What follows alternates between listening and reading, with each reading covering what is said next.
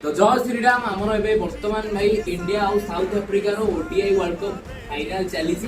देखिए भाई कि जीतु इंडिया जीतवा उपरे साउथ अफ्रिका बाड़ेलानी 246 ताकर 9टा विकेट जाई साइलानी देखिए कौन होउछ खेल आ जमा ओवर केते रहला 45 ओवर सरलानी आ जमा 5 ओवर खेल रहिला देखिए वर्तमान कौन होउछ